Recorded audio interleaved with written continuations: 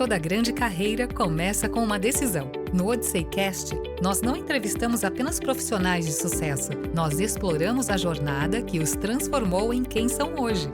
Vamos descobrir os erros e os acertos, os medos e as alegrias, as derrotas e as vitórias, as decisões e as estratégias que realmente construíram grandes carreiras. Seja muito bem-vindo ao OdysseyCast. A sua carreira como um negócio. Olá, seja bem-vindo ao OdysseyCast, o podcast para consultores, mentores, treinadores, palestrantes, headhunters, profissionais de sucesso. E aqui a gente vai explorar a jornada dessas pessoas, pelo que elas passaram, suas dificuldades, suas vitórias e, mais importante ainda, viver um pouco a vida dessas pessoas tão especiais. Hoje a gente vai explorar a jornada de um profissional sensacional, Reinaldo Passadori. O Reinaldo é um profissional que ele começou sozinho, tijolo por tijolo, conhecendo as pessoas certas, construindo um negócio por mais de 40 anos. Treinou mais de 130 mil pessoas e escreveu 4 livros. Reinaldo, quando você começou, você imaginava que ia se tornar o que você se tornou em termos de autoridade e referência? Olha, bom, primeira coisa, muito agradecido por ter sido convidado por você para participar do seu primeiro podcast, inaugurando aqui o seu programa de podcast. É um privilégio para mim, muito agradecido. E, claro, quando a gente começa uma coisa, quer ter sucesso, quer crescer na vida, mas jamais imaginei que ia conseguir assim, com muito esforço, é claro, sempre deseja tudo de bom, mas não imaginei que ia atingir tantas pessoas e fazer tanto aquilo que eu consegui fazer ao longo da vida. Menos enriquecer, ainda não chegou esse momento, ainda tem mais um tempinho, mas estamos na jornada aí. Agora, você começou fazendo administração pública. Como é que foi você começar como administração pública? Quando você fez essa formação, você já vislumbrava, você já imaginava que você ia seguir esse caminho na tua vida? Na verdade, eu fiz administração de empresas, curso de ADM, mas assim, a vocação sempre foi comunicação, estava no sangue, no DNA, porque desde cedo eu sempre fui um apaixonado, eu não sabia que era apaixonado, fui descobrir depois, mas toda vez que tinha alguma coisa ligada à comunicação, eu estava lá, imaginava que eu ia trabalhar com rádio, televisão, algum programa, talvez um apresentador de televisão, talvez um radialista, mas a vida me levou para desenvolver ao longo do tempo essa trajetória ligada à oratória. E, assim, fazendo cursos e buscando sempre conhecimentos, percebi que as pessoas tinham muitas dificuldades relacionadas a isso. Aí também percebi que uma coisa que me dava prazer era ensinar outras pessoas a se conhecerem, a perceberem que poderiam mais daquilo que acreditavam que eram capazes. A exemplo da minha própria vida. Então, assim, sempre tive a oportunidade de participar como representante da classe, depois, enfim, fazendo apresentações de festivais, na época dos festivais. Além disso, me coloquei a ser mestre de cerimônias, ou seja, tive um gosto sempre para isso. Então, quando eu tive o prazer de fazer um curso com um grande mestre da oratória no Brasil, que foi o professor Oswaldo Melantônio, antigo mestre de oratória, treinou grandes políticos aí, nos antigos, né, o Franco Montoro, Jânio Quadros, enfim, uma pessoa assim, que todos passaram pelas mãos desse grande mestre. E também tive o prazer de aprender muito com ele. E o curso dele durava um ano inteiro. Só que eu gostei tanto do professor Melantônio, tanto do curso dele, que repeti o ano. Fazer o segundo ano. Pô, Reinaldo, de novo você aqui. Daí a pouco no terceiro ano estava lá de novo. Reinaldo, chega, né? Você já está pronto, está preparado e tal. Fiz 5 anos o curso com o Melantônio. Aí, finalmente, ele me convidou para ser seu assistente, dada a minha evolução, meu interesse. E a partir daí foi só crescimento. Agora, o Instituto Reinaldo Passadori vai fazer 43 anos esse ano, correto? Isso, agora em outubro. Quem era o Reinaldo antes do Instituto começar? Onde que você trabalhou? O que você já fez? É claro que hoje é diferente, mas eu comecei a trabalhar com 13 anos de idade. E com carteira registrada. Já trabalhava um pouco antes para minha família humilde, então precisava ajudar, esse tipo de coisa, essa situação fazia parte da minha história. Então eu trabalhava, ajudava em casa. Então eu comecei primeiro com office boy, depois um trabalho ou outro. Então sempre fui focado no trabalho, desde cedo. E depois entrei na área de vendas, depois de ter feito algumas outras experiências. Trabalhei, isso é um ponto importante que me fez lembrar agora. Trabalhei junto à área de serviço social como auxiliar de escritório, primeiro numa empresa chamada Security, que era Tecnogeral, aqui na Avenida São João, em São Paulo, como office boy, depois fazendo algum trabalho, depois fui trabalhar num asilo de velhos, quer dizer, na verdade é o Departamento de Geriatria e Gerontologia da Santa Casa de Misericórdia de São Paulo, lá no bairro de Assanante. Era um asilo bastante grande, onde ficavam as pessoas que estavam indo lá para seus, né, as pessoas muito doentes, com doenças terminais, velhinhos. Fui trabalhar lá, um contato muito humano, lidando com esses velhinhos. Foi uma experiência extraordinária na minha vida. E só que depois de lá, tinha muita habilidade de comunicação, brincava com todo mundo, etc. Surgiu a oportunidade de trabalhar com vendas. Fui trabalhar com vendas na Aliança Metalúrgica. E lá foi uma verdadeira escola, porque diante de vendedores muito experientes, eu comecei com a minha pastinha, peguei assim, tinha separados por zonas. A minha zona de trabalho era do Mercado Municipal até ali a Duque de Caxias, da Estação da Luz até São Luís, ou seja, o centro de São Paulo. E era, né, gastar sola de sapato efetivamente. Ali gastei vários pares de sapatos, mas foi quando eu tive a oportunidade de conhecer muita gente, de com a pastinha na mão, começar a minha carreira mesmo, com vendas. Depois fui trabalhar com gestão, já fazia administração de empresas, já fui trabalhar com cargos e salários. Um amigo me convidou para entrar nesse mundo fascinante, no mundo corporativo, e assim foi. Tanto que a última atividade mais profunda nesse sentido foi na Philco, Rádio e Televisão. Fiquei 10 anos na Philco. Foi nesse momento, então, que eu resolvi não deixar de fazer o meu trabalho, fazer um outro trabalho que me apaixonava mais, que era lidar com comunicação, ajudando outras pessoas no desenvolvimento dessa habilidade. Então, quando montei a minha escola de comunicação verbal. Então, teu último emprego foi na Philco? O último emprego formal, carteira assinada, etc., foi na Philco. E teve algum momento que você sentiu como se fosse um chamado, uma voz, alguma coisa que aconteceu, que você escutou aquilo e falou assim, vou largar isso e vou para lá? Sim. Teve algum momento que isso aconteceu? Diante de colegas falando, você é louco, deixar, porque eu estava assim num patamar, para você ter uma ideia, na época que eu trabalhava na Philco, eu ganhava 20 salários mínimos. Naquela época era muito dinheiro. E comecei a trabalhar, claro, não ganhando nada, porque tinha um sonho para ser realizado aí. Então tinha certamente um chamado, uma vocação, uma vontade, um desejo e uma crença de que ia dar certo. Então foi muito forte nesse sentido. Até que teve um mês, depois assim, de muitas tentativas, comecei a entrar em grandes empresas. A primeira empresa para a qual prestei serviço foi a Embraer. Imagine, a Embraer, e naquela época, isso há 42, 43 anos agora. Então eu fiz o primeiro trabalho na Embraer. Mas antes disso, teve uma vez que eu ganhei, no mês, 100 salários mínimos. Em fechamentos de negócios, tal. Poxa vida, eu trabalhava, fazia em paralelo. Eu trabalhava na Philco e tinha lá a minha empresa, trabalhava finais de semana e também à noite. Era noite, fim de semana. Foi então que eu tive um faturamento naquele mês de 100 salários mínimos. Opa, deixa quieto. Então, aí saí, pedi demissão, me demitiram, meu amigo lá me demitiu, foi na época. Aí comecei a minha jornada solo. Então foi assim um começo com muito trabalho, muito esforço, um sonho na cabeça e arregaçar as mangas e partir para ação. Onde que você estava quando você tomou a decisão sem volta? De você largar a Philco e trabalhar integral como na área de comunicação? Não foi, na verdade, uma decisão agora, a partir de agora. Na verdade, a decisão já estava tomada. Só faltava a oportunidade, porque eu já sabia o que eu queria.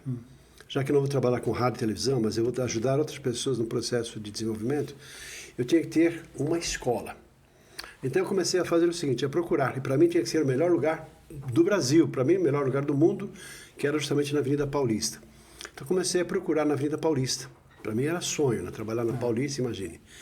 Aí o que eu conheci de porteiro, zelador, de pessoas ajudantes de prédios, porque eu precisava de um lugar que trabalhasse à noite e finais de semana, e que funcionasse 24 horas. Sim.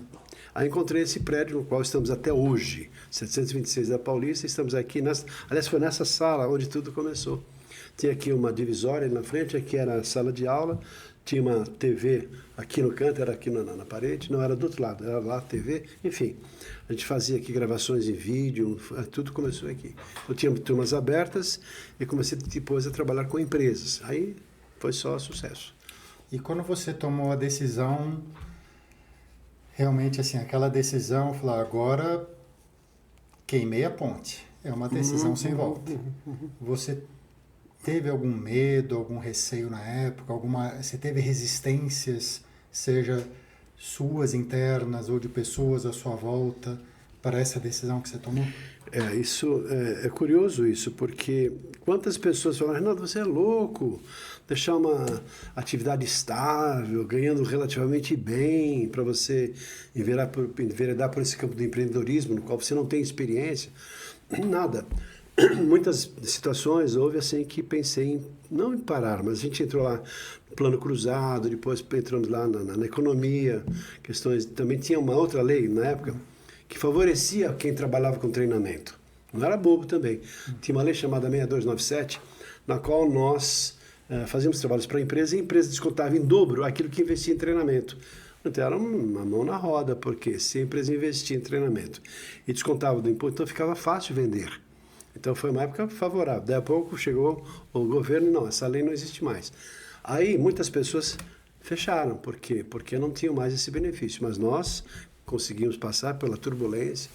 E depois, assim, Covid, épocas das mais difíceis pelas quais passamos. Mas eu nunca pensei em desistir ou parar. Ao contrário, quando tinha dificuldades, era onde eu mais reforçava o meu esforço, fazia mais esforço para superar as limitações. E graças a Deus, até hoje estamos aqui na ativa fazendo esse trabalho.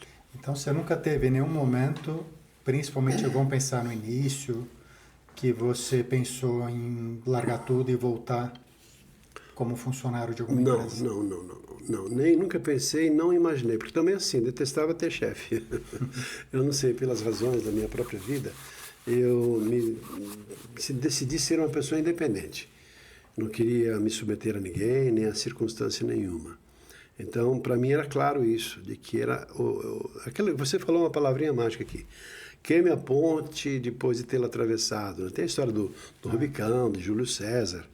Tem um poeta russo chamado Mayakovsky, que nos seus magníficos poemas disse assim: o verdadeiro revolucionário é aquele que queima as pontes da retirada. Então, para mim era assim, ponte queimada é assim, o meu futuro é esse, meu caminho é esse. E, claro, as adversidades acontecem de vez em quando, aquele momento talvez de uma certa fragilidade emocional. Puxa, será que eu estou no caminho certo? O mercado está diferente, as coisas foram se modificando. Mas sempre com persistência eu continuei, graças a Deus. Agora eu imagino que quando você toma uma decisão como essa, o primeiro dia seguinte, talvez quando você acorda, o ar que entra no teu pulmão não é o mesmo. Não. Não é mais o mesmo do dia anterior. E aí você toma uma decisão para, em vez de você investir você no negócio dos outros, você decide investir você no seu negócio. Você teve algum plano alguma coisa consciente ou foi acontecendo em termos do que se preparar, do que investir em você, do que estudar, buscar formações? Você teve algum plano nesse sentido de que ferramentas buscar, conhecimento, para investir no Reinaldo negócio? Eu gostaria de voltar no tempo, de fazer exatamente isso que você acabou de falar. Vamos fazer um planejamento, buscar ferramentas de gestão, trazer profissionais devidamente competentes para te apoiar no processo, porque o meu objetivo era entregar produtos, era estar em sala de aula, que era o prazer que eu tinha de fazer o trabalho, né?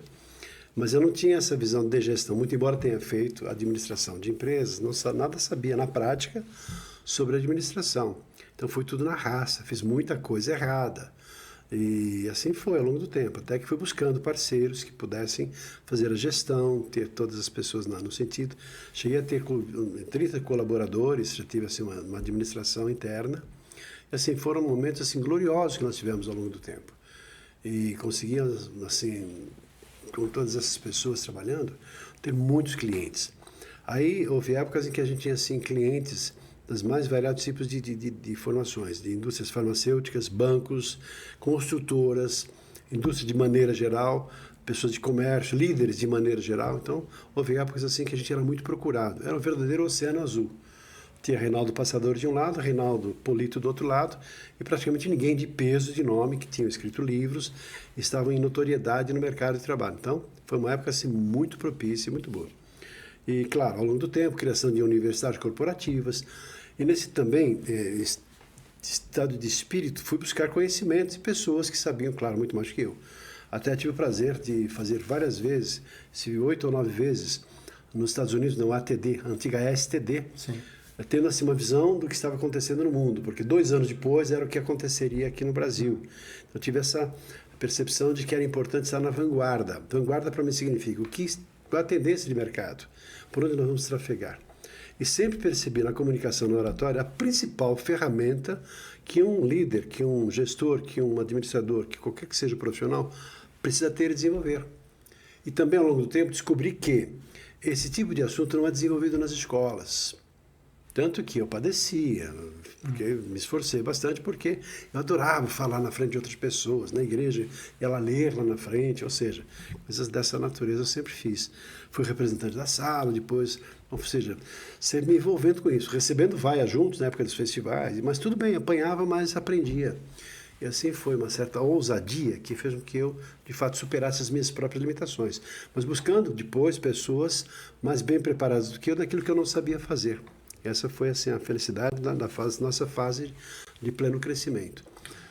Interessante que a gente se conheceu em 2002 na STD em New Orleans. Olha só. Faz um bom tempo. Admiro você que tem essa lembrança, essa memória. Qual foi o teu maior cliente e como que você conseguiu? O maior cliente foi Bradesco. Do Bradesco, para você ter uma ideia, nós treinamos mais de 17 mil pessoas. 17 mil pessoas de uma única empresa. Porque, assim, tinha lá o seu Laércio Albino César, uma pessoa que inclusive foi o prefaciador nos meus livros, e com muita honra tenho ele como prefaciador, porque foi uma pessoa que enxergou o nosso trabalho, percebeu a nossa intenção, a profundidade do que nós fazíamos. E Bradesco era tipicamente uma pessoa que tinha lá muitas pessoas muito simples, porque a pessoa trabalhava oriundas de muitos lugares do Brasil inteiro, entrava na agência, começava a trabalhar, daqui a pouco mudavam de lugar para outro, ou seja, nem sempre tinham oportunidade de estudo. De maneira geral, eram pessoas muito simples, pessoas muito humildes. Só que, de acordo com novas circunstâncias, assumindo já papéis gerenciais, eles tinham que representar a empresa junto a entidades, associações, e junto com o prefeito da cidade, junto com o Pargo, o gerente das lojas pernambucanas, do Banco do Brasil, ou seja, eles começavam a ter uma notoriedade. Só que não foram forjados, não foram preparados para isso. Aqueles fazendeiros que vinham lá aquele monte de gado, chegavam lá com aquele monte de dinheiro para fazer investimento no banco, mas, ou seja, pessoas que tinham um poder aquisitivo alto, mas não foram forjados para isso. E o nosso trabalho, na época lá do seu Laércio, tinha assim as chamadas ondas. Tinha educação, matemática financeira, aquelas máquinas todas, né, que eram sofisticadas, depois tinha lá outros produtos, entre eles, aí foi o privilégio de ter conhecido o seu Laércio, que ficou encantado com o nosso trabalho. Tive a apresentação de fazer o trabalho lá para o seu Brandão, toda a diretoria do banco. Aí foi liberado, numa das ondas, o nosso trabalho, que chamava Comunicação Verbal e Marketing Pessoal. Além da comunicação, das pessoas aprenderem a falar com propriedade, firmeza, segurança, também fazia parte do programa, comportamento à mesa, precedências, ou seja, comportamento social. Ter um pouco mais de classe, aparência, indumentária, estilo, elegância, comportamento de o que fazer ou não fazer em relação às situações mais formais, nas quais as pessoas precisavam desse refinamento. E assim foi ao longo do tempo, perto de 20 anos que a gente fez um trabalho com o Bradesco. Foram, então, 17 mil pessoas que a gente teve o prazer de servir. Hoje, assim, encontra-se de repente, Fernando, tudo bem? Então, fiz o curso com você, aí a pessoa começa a fazer sinalzinho de 10, 15, 20 anos, 30 anos. Então, a gente tem muitas pessoas que passaram. Essa foi a principal empresa. Agora, tivemos grandes outras organizações. A Embraer foi a primeira empresa que a gente entrou, mas nunca saímos da Embraer. Mais recentemente, houve mudanças, mas assim, General Motors, estávamos sempre na General Motors, uma grande empresa que nos contratou para muitas e muitas turmas.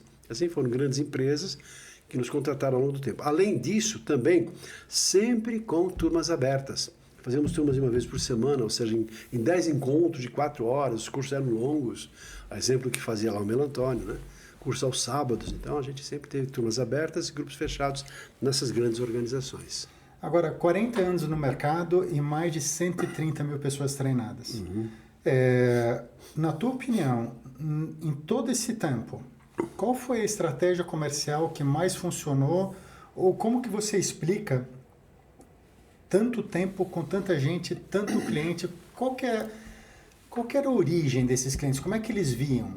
Era indicação? Era time comercial? Como é que isso chegou nesse volume? O marketing era diferente. A gente fazia muitas malas diretas, né? Então, meu pai, quando vivo, me ajudava. A gente pegava aqueles envelopes, pegava nomes, daí a pouco a gente mandava pelo correio, daí a pouco as pessoas iam sabendo.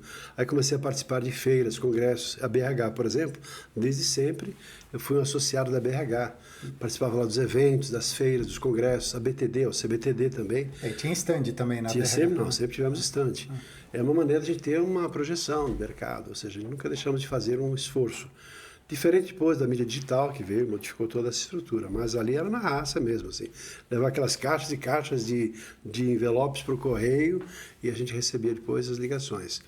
Mas foi assim, e também de boca em boca. Depois, quando a empresa começou a crescer, a gente começou a ter contatos, empresas buscavam nas pessoas que nós tínhamos servido as referências. Então a gente era contratado por empresas que a gente nem sabia onde eu tinha chegado, mas depois, sabendo, foram indicações que as pessoas passaram a fazer do nosso trabalho.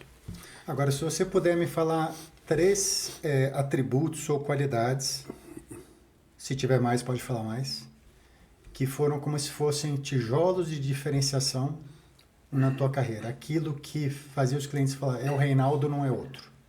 Então, o que o Reinaldo teve e tem tido ao longo desse tempo, que é o Reinaldo e não é outro, e fez você chegar onde você chegou? Uma das principais, se não a principal, foi a qualidade sempre. Competência e qualidade. Sempre fui uma pessoa de vanguarda, buscando conhecimentos e informações. Li muito, aprendi muito, estudei muito e sempre tive assim essa condição de, se é para entrar em sala, não é para cumprir uma tabela, uma carga horária, não. Sempre oferecendo muito mais daquilo que era esperado que a gente fizesse. Tanto que uma evidência disso é quando a gente recebia assim, poxa, Reinaldo, vem aqui fazer um curso de oratória para eu poder falar melhor. Mas eu percebo que eu saio daqui uma pessoa com outro padrão de consciência de mim mesmo. Tanto que meu primeiro livro fala de um primeiro item, 7 dimensões da comunicação, e a primeira das dimensões é a comunicação intrapessoal. Eu penso assim, que a base de um processo na qual se identifica uma autoliderança é a comunicação intrapessoal. A maneira como eu me percebo, a maneira como eu me comunico comigo mesmo. Se eu tenho limitações psicológicas, se sou uma pessoa que sou fraco, sou frágil, não tenho força e firmeza, alguma coisa está errada. Então eu tenho que ter força, firmeza e coragem para superar as minhas limitações. Se eu tenho medo, por exemplo, de falar em público, que é muito comum até hoje, o medo de falar em público. Se eu não fortaleço para que a pessoa possa ter coragem para enfrentar essa limitação, alguma coisa está errada. Primeiro eu tenho que trabalhar comigo mesmo para poder ensinar as outras pessoas aquilo que eu poderia compartilhar para elas poderem, a partir de exemplo, de exercícios específicos, se desenvolverem. Então essa informação sempre foi uma reciprocidade, sempre chegou essa informação. Poxa vida, fiz um curso para comunicação, mas eu percebo que eu tinha aqui um curso de vida, de autoestima, de autopercepção, de autoconhecimento, de segurança, de coragem, de trabalhar os meus valores pessoais. Então esse foi o primeiro ponto, a qualidade daquilo que nós entregamos. Segundo, a persistência. Dificuldades, todos nós passamos por elas, e se você sucumbe diante de uma primeira derrota, você está fora de mercado. Eu tenho um pensamento que é atribuído a isso, que é assim, não importa quantas vezes nós caímos, o que importa é quantas vezes nós nos levantamos e tornamos a continuar a nossa jornada. Então isso para mim foi outro ponto importante. E outra coisa foi assim, sempre o zelo pelo nome da gente.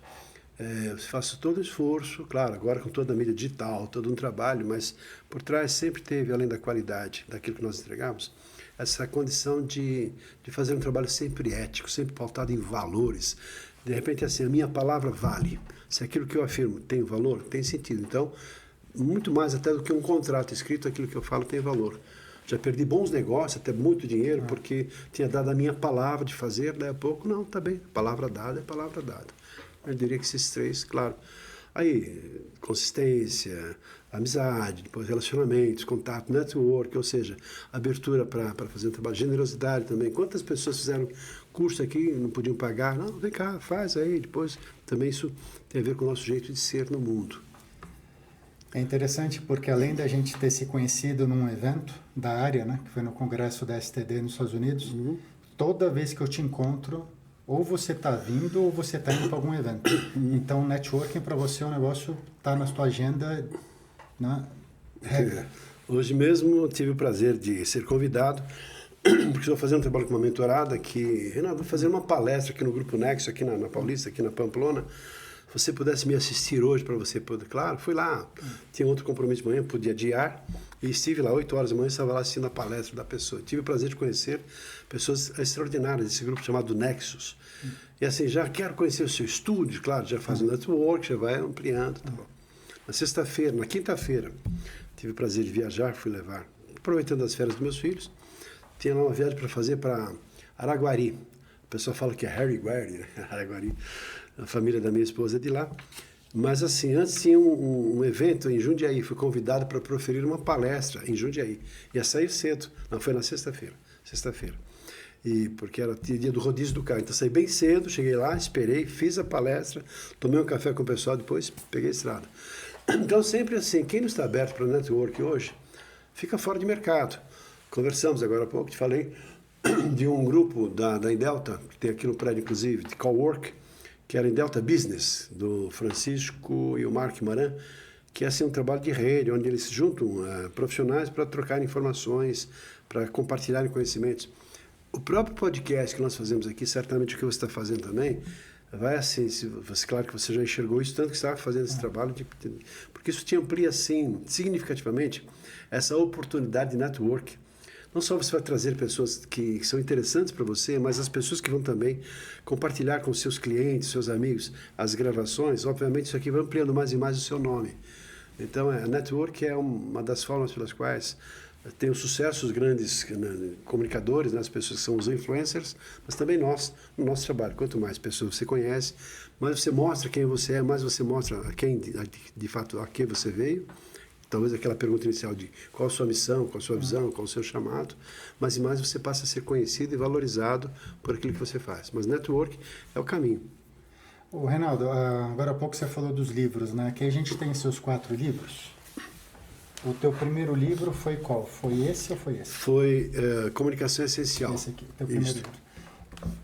Então, esse aqui é o primeiro livro do Reinaldo, Comunicação Essencial. Ele tem mais 3.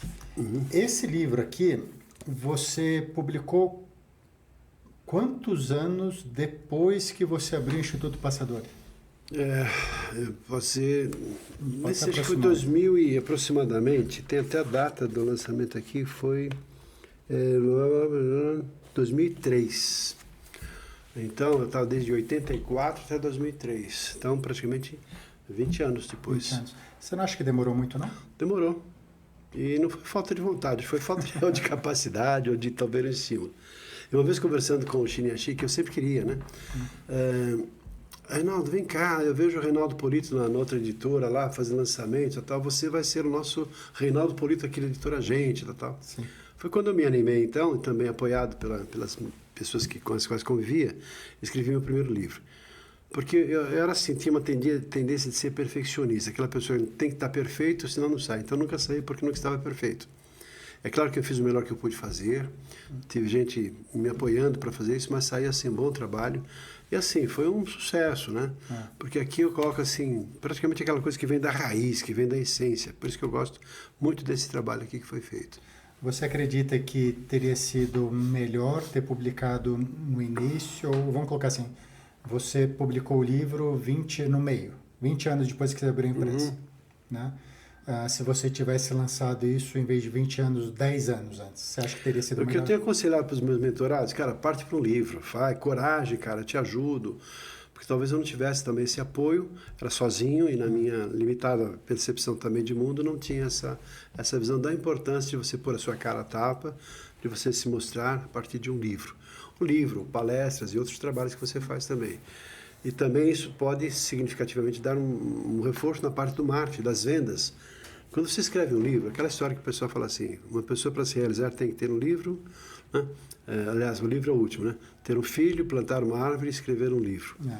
Mas o livro é essencial porque você acaba mexendo com as pessoas, mostrando que você tem um potencial, que tem uma profundidade. Quantos elogios eu recebi pelos livros que eu escrevi? Aí, por que eu não escrevi antes nessa história toda? Por quê? Porque eles têm qualidade. Porque eles são fruto de toda uma experiência de vida. É claro, quanto mais uma pessoa vive, mais ela tem profundidade para escrever um livro com maior, né? Talvez seja mais útil. Mas não importa, faça bem feito, depois você melhora o livro que você escreve. Quando a pessoa escreve um livro, ela pode depois fazer revisões. aquele conceito que era antigo, que você talvez tenha mudado de ideia, você pode modificar ao longo do tempo. O seu próprio livro tem vida própria. Você pode ir aperfeiçoando ao longo do tempo o seu próprio trabalho. Mas, de qualquer maneira, o importante do livro é que ele seja útil. Quando a pessoa lê e fala assim, nossa, isso aqui tem a ver comigo, isso aqui eu aprendo muito lendo o seu livro, poxa vida, o exercício que você fez. E quantas pessoas, de fato, quereram ler os meus livros, falaram assim, poxa vida, Reinaldo, é uma verdadeira aula, tem muito conhecimento, muita sabedoria. Então é gostoso ouvir isso, porque, é claro, para você que está fazendo o trabalho, pode ser uma coisa tão simples, tão boba, mas para a pessoa que está vendo aquilo, para ela ter um momento de tocar numa profundidade, uma necessidade, para ela aquilo talvez seja um caminho. Então, o livro, eu imagino como se fosse assim, 2 símbolos que nós temos aqui do nosso trabalho. Primeiro é um espelho e outro é um símbolo de lapidador de diamantes. O símbolo do espelho é mais ou menos assim que nós vemos aqui, como se fôssemos aqui seguradores de espelhos. Colocamos o espelho na frente de cada pessoa para a pessoa se olhar, se conhecer, se perceber os seus pontos fortes, reforçá-los ainda mais e perceber limitações, aquilo que pela própria condição de vida ela não aprendeu, não é? Ela está errada, ela simplesmente não teve a oportunidade de perceber o quão é importante a utilização de uma boa voz, de uma boa dicção, de fazer variações na voz para dar vida, força à fala, fazer um gesto, de organizar a sua estrutura de pensamento, um começo, meio e fim. Uma palestra, uma aula, uma exposição tem que ter um começo, meio e fim, bem estruturado. Contar uma boa história, envolver as pessoas na história, e a história funcionar como uma metáfora, um exemplo para reforçar ou facilitar uma compreensão de um tema muitas vezes complexo. Tudo isso são técnicas que vão sendo desenvolvidas e aprendidas. Então é importante esse contexto. E, então, esse é um símbolo, espelho, para a pessoa perceber e valorizar, trazer para a consciência os seus pontos fortes. E perceber aquilo que ela não desenvolveu, e aí apresentamos técnicas, recursos, nossa metodologia também exclusiva, que é o método Falar, que tem assim ajustado ao longo do tempo a nossa estrutura e estratégia. E a partir daí, desenvolver mais e mais isso. Porque o espelho é importante. É o processo do autoconhecimento. E você fala bastante nisso, né?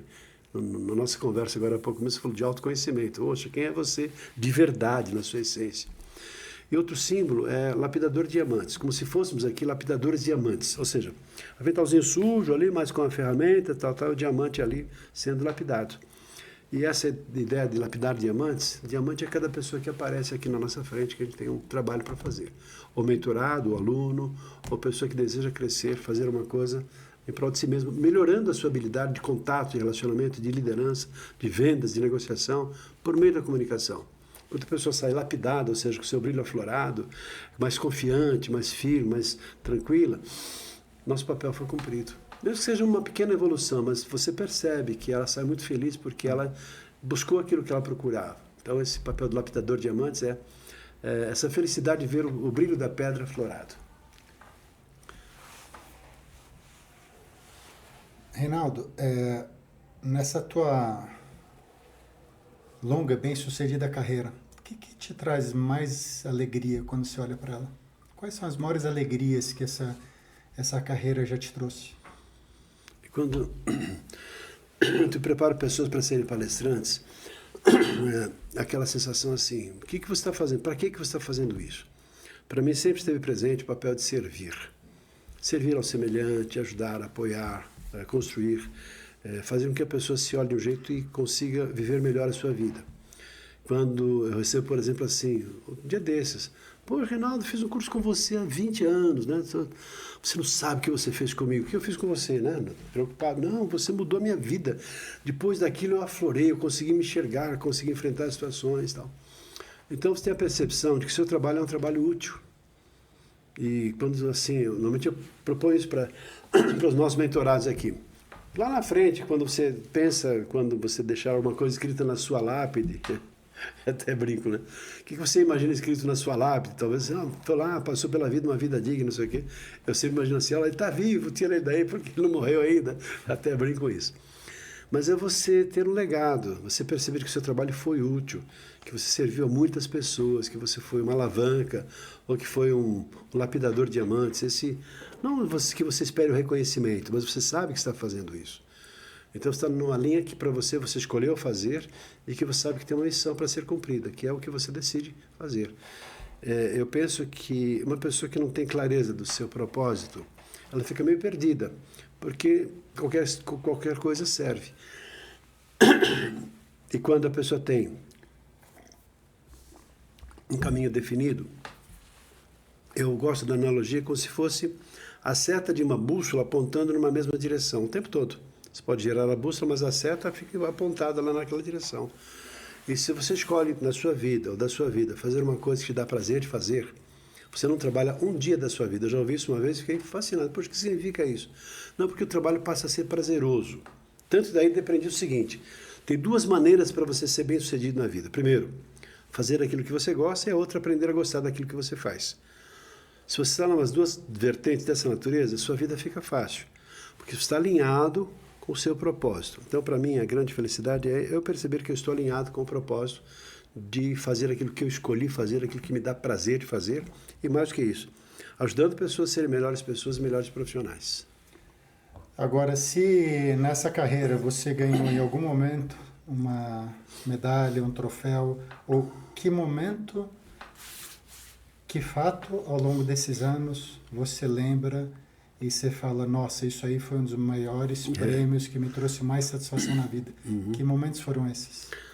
Teve, assim, bons momentos. O primeiro, o mais, e depois se tiver mais alguns. Tá, o mais importante foi a medalha Anchieta, que tive o prazer de receber quando fizemos 25 anos da nossa existência, e que foi, se fosse uma pessoa de fora do interior vindo para São Paulo, ganharia assim a chave da cidade. Sim.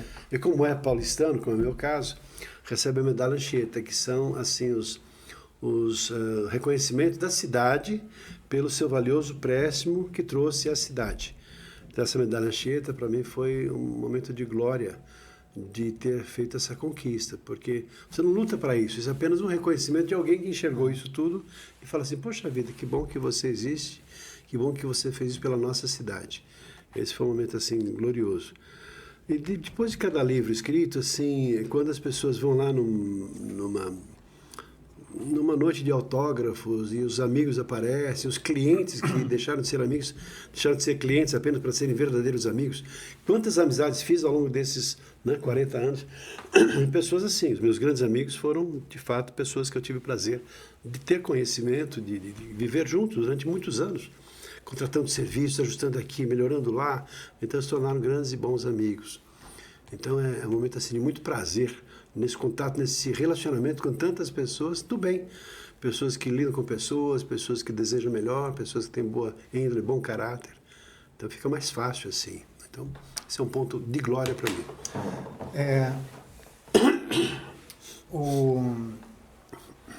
Vamos pensar assim, que orientações você pode dar para quem está nos ouvindo aqui, quem está nos assistindo, em 3 dimensões, com base em toda a tua experiência. Primeiro, o que você recomenda, orienta com base na tua experiência em termos de investimento que a pessoa tem que fazer nela? Vamos pensar profissionais que almejam ter uma carreira bem sucedida naquele ramo, naquele nicho de atuação que escolheram. Então, primeiro quais investimentos, o que a pessoa tem que se atentar com relação ao investimento nela como pessoa, não como profissional, como pessoa. A segunda é, quais investimentos ou o que a pessoa tem que se atentar para ter bons resultados materiais, em termos de resultados de crescimento, vendas, finanças. E o terceiro é como que a pessoa deve se estruturar o seu negócio, né, o seu plano de vida e de carreira. Então, bom, primeiro assim, claro que eu sou suspeito para falar sobre isso, mas para mim assim, uma das principais, se não a principal competência que um homem, que uma pessoa, uma mulher, um ser humano precisa desenvolver é a sua habilidade de comunicação. Porque a comunicação, nós existimos, nosso relacionamento é tudo fruto de comunicação. Nós aprendemos, nós ensinamos, nós convivemos, nós nos relacionamos, nós aprendemos, choramos, lutamos, brigamos, tudo por meio da comunicação. Quando você participa de uma entrevista de seleção para entrar numa empresa, depois que você começa a trabalhar, você se relaciona com pessoas, você assume um papel de liderança, ou tem o seu negócio para você trocar ou tocar, ou seja, a comunicação está presente, nem sempre devidamente consciente. Eu penso que se as nossas escolas tivessem essa percepção, investeriam pesadamente, desde cedo, na habilidade de comunicação dos seus jovens. Claro, tem curso de português, de literatura, mas esse trabalho de percepção do outro, de ajustes, de empatia, de relacionamento, não tem, com raras exceções, claro. Então, tanto que eu fiz um trabalho, que é assim, um trabalho que é focado agora para escolas. Esse aqui agora está sendo meu projeto, aquela coisa que está chegando agora, assim como talvez um grande legado que eu pretendo deixar. Oferecer às escolas essa oportunidade de oferecer aos seus alunos cursos ligados à comunicação, só que a partir daí, em função de uma estrutura que tem do MEC hoje, chamado BNCC, que é Base Nacional Comum Curricular, oferecer um trabalho chamado Projeto de Vida, oferecendo aos jovens de ensino médio, depois descendo para Fundamental 2, que é toda uma preparação para que sejam mais bem preparados para a vida profissional.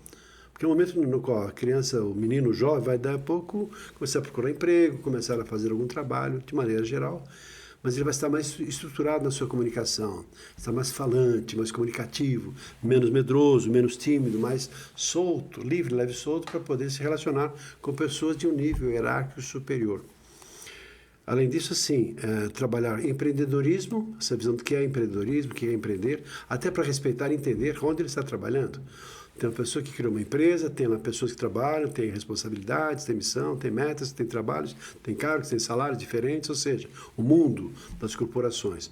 Mesmo que a pessoa seja um profissional liberal, o quão é importante ela ter essa visão de que ela tem que empreender, tem negócio, tem contabilidade, todo um processo de empreendedorismo. E também a liderança. Se você não é um líder, não pretende ser líder, mas no mínimo a pessoa tem que ser líder dela mesma, para eu poder ter firmeza, segurança, para poder entender e lidar com as outras pessoas. Então eu entendo que esse é um ponto. O outro, em relação além da comunicação em primeiro lugar, né? Para a pessoa ter resultados materiais, segunda pergunta. Eu penso assim, que ela tem que não só ter uma vocação, mas entender o mercado. Ter a sensibilidade para saber aquilo que o mercado compra, aquilo que ela pode oferecer, tendo em vista as oportunidades. Tá. Voltando àquela história de que a pessoa fazer aquilo que gosta fica fácil. Se a pessoa consegue conciliar uma oportunidade que ela tem de mercado e ela faz uma coisa que lhe é prazerosa, fica tudo muito mais fácil. Estar atento, estamos hoje num mundo atípico, porque não adianta dizer a receita do bolo é essa, a receita do bolo antigamente era diferente. A pessoa de sucesso trabalhava no Banco do Brasil, era advogado, tinha uma formação, ou era médico. Não, hoje não. A própria inteligência artificial está modificando todo esse sistema e a cada dia, a cada situação, situações novas aparecem. Vemos pessoas que não têm o potencial que muitas vezes nós conseguimos ter, mas estão tendo sucesso porque sabem utilizar de forma adequada a internet, sabem se projetar, sabem, enfim, mostrar o seu produto, muito embora produtos mais simples, mas que ganham notoriedade, porque estão usando uma inteligência que, muito embora se a gente não estiver acompanhando, a gente fica fora de mercado. Então, ter essa visão, essa percepção. E a outra, você falou de estrutura de negócios, né? A gente nunca está sozinho. Se você faz um trabalho, eu padeci muito porque eu sempre fui muito sozinho, né? E nunca tive um sócio, nunca percebi que... você abrindo um pouco mais o leque, tendo pessoas, e você confiando nas pessoas, deixando e delegando, você pode ir muito mais longe. Então hoje eu estou aberto para isso, mas antes eu não estava. Mesmo porque, aquela história, né? Ou você faz ou você deixa de existir. Então eu penso que você já tem essa percepção antes de que você fazendo um trabalho em parceria, ainda mais agora em sistemas de rede, e mudança até no processo de gestão, que deixa de ser daquele sistema autoritário para agora ser um trabalho humanizado, de relacionamento, de contato, o líder-servidor, ou seja, novas tendências que estamos vendo aqui agora, mais e mais nós temos pessoas do nosso lado que sabem mais do que a gente. Eu gosto muito dessa ideia. Contrate alguém que saiba mais do que você de um determinado assunto, porque você vai aprender com essas pessoas. O Warren Buffett sempre fez isso, né? Grandes nomes, sempre dizia assim, olha, não contrate pessoas iguais a você que você possa dominar. Contrate pessoas que sabem mais do que você naquela matéria, porque ela também não vai saber mais do que você naquilo que você faz. Mas assim você vai aprender com as pessoas que vão te ensinar, e você vai, nesse sentido, compartilhando, crescer mais. Muito bom, Reinaldo. Nossa jornada está chegando ao fim, e para isso vamos fazer algum bate-bola rápido. A primeira é o seguinte, qual que foi o hábito número 1 da tua vida que te ajudou a ter coisas boas? Chegar onde você chegou e ter coisas boas. Acreditar no meu sonho e persistir. Acreditar no sonho e persistir. Isso. Várias vezes que você perguntou no meio da nossa conversa aqui, já teve situações que você pensou em desistir, sim, dificuldades, todo mundo passa na vida profissional, na vida pessoal, questão de saúde, família, etc. Mas se você se deixa levar por circunstâncias, você acaba perdendo a sua força, aquilo que você definiu fazer, né? Eu me coloco assim nessa condição, eu vejo assim grandes atletas, e você é um atleta, e contou a sua história muitas vezes, eu já ouvi, assim, aquela persistência, aquela força, aquela tenacidade que faz com que você acorde todas as manhãs e vá realizar um pouquinho daquilo que você deseja fazer. Então eu sinto que eu sou possuidor em muitos aspectos. Em alguns eu acho que ainda não tanto, né? Mas de ter essa persistência, principalmente em relação ao trabalho. Tirando a comunicação, obviamente, qual que é a tua maior competência? Eu sinto que eu tenho uma sensibilidade, uma percepção de saber lidar com as pessoas. Ou pelo menos assim, acredito que posso, né, fazer isso com mais facilidade que muitas pessoas que eu conheço. Talvez isso eu chamo de perspicácia, intuição, feeling, sensibilidade. Eu sinto que eu tenho um pouco disso. Além do Melantônio, você teve outros mentores na tua vida? Muitos. E sou grato a cada um deles. O Antônio foi o principal, porque aquela história de você subir nos ombros de um gigante para você enxergar mais longe, né? Como Einstein enxergou sobre o Newton, como Newton subiu sobre Galilei, para enxergar um pouquinho mais longe. Mas eu tive o Melantônio, sim. Gilberto Cury, da PNL, fiz muitos cursos com ele, me tornou uma pessoa, um grande amigo acima de tudo. Também Leão de Carvalho, que foi um grande mestre no campo lá do Ilace, me acolheu, era um parceirão dele, parceiraço. O pessoal do Ilace, que eu tenho um prazer muito grande, aprendi muito com esse pessoal do Ilace, não, agora assim quis dizer, do Insight, que é um pessoal assim, mestre extraordinário. Agora estou tendo assim o prazer de conhecer o Leopoldo também, o Paulo, que são pessoas assim muito antenadas, uma nova perspectiva. Você, para mim, é um mestre, aprendi muito, tenho você como referência num empreendedor, uma pessoa que se dedica muito e faz todo um trabalho apoiando pessoas, juntando pessoas, é um mestre network, ou seja, esses são os mestres além do Melantônio, que eu sigo e aprendo muito com eles. Então é muito importante a gente ter mentores e referências na vida, não? Claro. Porque esses são os nossos caminhos, né? Claro, tem o lado religioso, etc., Jesus, etc. Cada um tem as suas próprias escolhas, mas, além disso, as pessoas estão ali mais próximas da gente aqui no aqui e agora. E se você estiver aberto para aprender, você aprende, às vezes, com pessoas que você não dá tanto valor no primeiro momento. Mas são as pessoas que estão ali do lado, te alavancando, te ajudando a puxar uma alavanca para você dar um salto para seguir adiante. No meio da nossa conversa, você falou das crises econômicas que você passou, todo mundo passou que estava, né, nessa época. Aliás, não é à toa que chama Odysseycast, porque você quer entender um pouco a vida do empreendedor no Brasil, vai ler o livro A Odisseia de Homero e vai entender um pouco qual que é a ideia do Odysseycast, porque realmente é uma odisseia, né, a gente empreender nesse país. Uhum. Nas crises, nas situações difíceis, que você passou provavelmente por várias, por tudo isso que a gente já conversou, qual que foi seu grande pilar de sustentação, aquilo que realmente te segurou? Eu acredito em Deus. Não sou um seguidor de religião, de carteirinha, tá? Mas eu tenho a minha fé de que eu sempre estou fazendo as minhas orações, agradecendo. E assim, mais agradecendo do que cobrar e pedir. Eu penso que essa fé, ela é inabalável, porque passa de, mas Deus é horrível, Deus o que fez tanta coisa errada, tirou uma pessoa importante da minha vida. As coisas são como são, né? Então essa força, ela vem dessa origem. Mas acima de tudo também assim, a fé em si mesmo, porque eu acredito em mim, na minha capacidade. Quando tenho saúde, força, firmeza, cuidar de mim em primeiro lugar, com boa saúde, para poder seguir adiante, mas ter essa fé. E também uma palavrinha para mim, não apareceu até agora, vai aparecer pela primeira vez, é a palavra confiança. Confiança tem a ver com autoconfiança, tem a ver com confiança que você deposita nas pessoas e da qual também você passa a ser merecedor de outras pessoas. Sim.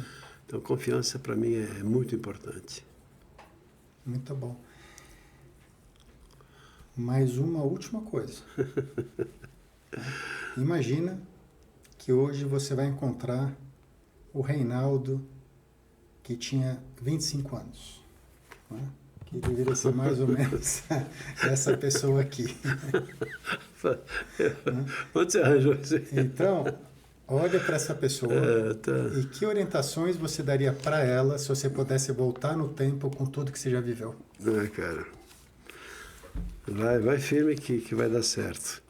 Esteja mais atento para ouvir pessoas que são sábias e seja mais humilde para perceber que você não precisa fazer sozinho as coisas que você está fazendo. Então, confie mais, apesar das decepções que eventualmente você vai poder ter, mas é lá que você vai crescer mais e estar junto com outras pessoas. Talvez servir a tantas outras pessoas, mas, cara, você nasceu para brilhar e para vencer. Então, já está no caminho certo. Acredita, vai que vai dar certo.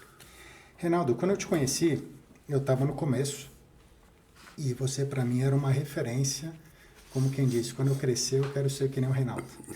Né? Termina agora com uma mensagem para quem está assistindo a gente, para quem está olhando para você, conhece a tua história, sabe que você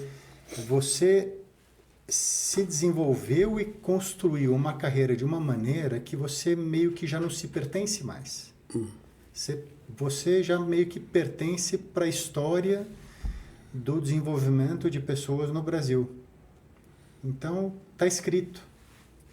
O teu nome já é atemporal nesse sentido. E quando a pessoa olha isso para uma pessoa como você, para a tua história, eu falei, caramba, eu quero ter uma carreira, eu quero fazer uma história como o Reinaldo e eu quero um dia estar no lugar que ele chegou. O que você pode falar para essa pessoa que está assistindo a gente agora? Eu acredito que a vida da gente, se a gente fosse sintetizar tudo isso, tem duas palavras importantes. Para mim, a palavra felicidade é importante e a palavra evolução também é importante. Se existe alguma razão para a nossa existência aqui, é nós evoluirmos, enquanto sendo seres espirituais, vivendo uma experiência humana, e fazer tudo o que a gente pode fazer em prol dessa evolução, enquanto pessoa, enquanto espírito, enquanto uma pessoa que tem uma vida inteira para viver, em relacionamentos, em contatos, em família, em relação amorosa, em relação aos contatos, amigos, na vida social que a gente leva e vive. É por onde a gente vive a nossa vida. Mas quando você está aberto para evoluir, fica tudo muito mais fácil, porque você não só cresce sozinho, mas cresce junto. Né? E outra, como eu te falei, Ale, é a felicidade. Porque o que é a vida, se não a gente buscar a felicidade? Felicidade é viver plenamente o dia a dia com consciência. Teve uma vez uma experiência que tive durante 11 anos seguidos, não é uma vez, não, 11 anos que tive o prazer de participar de um grupo chamado Quarto Caminho, na linha de Gurdjieff.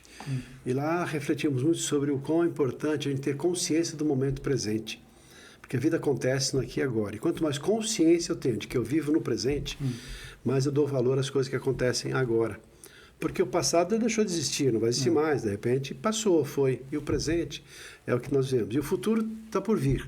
E quanto mais consciência eu tenho de que eu estou vivendo aqui agora, naquilo que eu estou pensando, naquilo que eu estou sentindo, no meu corpo, como é que eu estou vivendo aqui agora, mais eu tenho a percepção do quão é prazerosa a vida. Mas eu vou ter no final da noite mais coisas para agradecer. Por exemplo, nesse momento que estou aqui com você, ouvindo tudo que você falou da minha história, me sentindo até, poxa, nossa, será que é tudo isso? Eu mesmo não me vejo dessa maneira como você me vê. Mas assim, de fato tem uma história que eu vivi, vivenciei, ela para mim é a minha vida. Mas quando alguém olha de fora e fala assim, poxa vida, você está deixando legado, você fez a diferença no mundo, milhares de pessoas, que bom ouvir isso, né? Porque assim, poxa vida, como valeu a pena escutar isso, porque é fruto de todo um trabalho que está por trás disso, né? Então para mim isso é felicidade. Tem uma frase que vem da origem lá da análise transacional de Eric Berne, que fala assim, sintetizando todas as filosofias, essa metodologia psicológica, fala assim, que o mais importante da vida é viver o aqui e agora, sentindo emoções autênticas, mais do que isso, tendo consciência dessas emoções. É nesse momento que eu estou me sentindo agora, sim, muito feliz pelo fato de ter sido privilegiado para participar do seu primeiro programa do seu podcast, qual também desejo e espero, né? OdysseyCast, a sua carreira como um negócio, né? Mas você já é uma pessoa assim que faz todo um trabalho e temos uma coisa muito comum e incomum, que é servir as pessoas. E eu te admiro muito pelo que você fez e faz, e tem contribuído com o crescimento de outras pessoas, segurando a mão quantas vezes, dando um empurrãozinho quando necessário, mas sendo assim uma alavanca para que outras pessoas possam ser cada vez melhores também. Então é um prazer muito grande estar aqui no seu programa, muito feliz com isso também. Obrigado, Ale. Muito bom, Reinaldo. Compartilha com o pessoal tuas redes sociais, como entrar em contato com você. As redes sociais, no Instagram, Reinaldo Passadori, simples. O nosso site é passadori.com.br. O nosso Instagram, telefone assim, 011 São Paulo, 985217750. Mas lá no Instagram tem todas as informações, nós estamos sempre publicando. Tem o nosso podcast também, que é o Falar é Fácil, com muitas informações, com muitas pessoas que passaram por aqui com seus saberes, né, com suas experiências de vida, deixando lá muitas informações úteis para você, caso queira e se interesse por esse assunto, principalmente vinculados à comunicação. É isso. Reinaldo, para mim foi um privilégio estar com um gigante como você. Agradeço muito. Obrigado, Ale. E eu espero que vocês tenham gostado dessa jornada de Reinaldo Passadori, um gigante. E lembrem-se, a jornada começa com uma decisão e a próxima é sua.